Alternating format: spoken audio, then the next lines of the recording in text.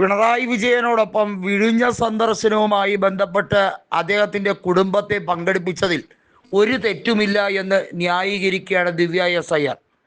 മാത്രമല്ല, പിണറായി വിജയനോടൊപ്പവും കുടുംബത്തോടൊപ്പവും എല്ലാ ഫ്രെയിമിലും താൻ ഉണ്ടാകണമെന്ന കർശന നിർദ്ദേശം കൊടുത്തിരുന്നു എന്നും ഇപ്പോൾ ആരോപണമുണ്ട്. ഏതായാലും ദിവ്യ എസ് അയ്യർക്ക് പറഞ്ഞിട്ടുള്ള പണി ഗവൺമെൻറ് സർവീസ് അല്ല, പിണറായി വിജയൻ്റെ കുഴലൂത്തുകാരിയായി നിൽക്കുന്നതായിരിക്കും എന്നാണ് എല്ലാവരും പറയുന്നത്. അത്രമേൽ അടിമയായി മാറിക്കഴിഞ്ഞിരിക്കുന്നുണ്ടോ? സാധാരണയായി AKG സെൻറ്ററിൽ നിന്നും ക്യാപ്സ്യൂൾ കിട്ടുന്നവർക്ക് മാത്രമാണ് ഇത്തരത്തിൽ അടിമപ്പണി ചെയ്യാൻ കഴിയുന്നത്. അത് വൃത്തിയായി ചെയ്യുന്ന പലരും ഉണ്ട്. പിണറായി വിജയൻ്റെ പൊളിറ്റിക്കൽ സെക്രട്ടറിയും പിണറായി വിജയൻ്റെ ചിങ്കിടികളും ഒക്കെ ഇത്തരത്തിൽ പ്രവർത്തിക്കുന്നവരാണ്. എന്നാൽ പഠിച്ച് IAS നേടിയ ഒരു വ്യക്തി ഇത്രയും അലപ്പതിച്ചല്ലോ എന്ന് ഓർക്കുമ്പോൾ എല്ലാവരും പുച്ഛത്തോടെയാണ് ആ സമീപനത്തെ കാണുന്നത്.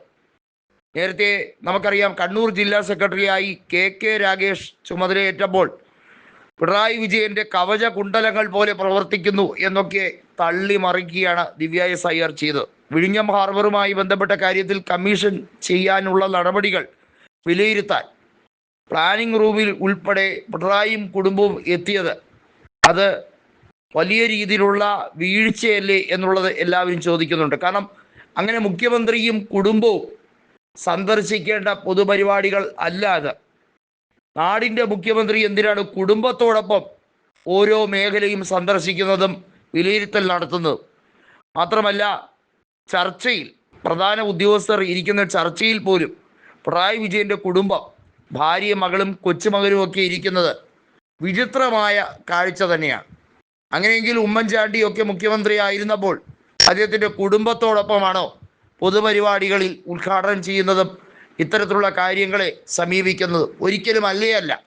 അവിടെയാണ് പിണറായി വിജയൻ എന്ന അല്പനായ മുഖ്യമന്ത്രിയെ ജനങ്ങൾ മനസ്സിലാക്കുന്നത്. അതല്ലെങ്കിലും അങ്ങനെയാണ്. അല്പന ഐശ്വര്യം കിട്ടിയാൽ അർദ്ധരാത്രി കുടപിടിക്കും എന്ന് പറയുന്ന വെറുതെയല്ല.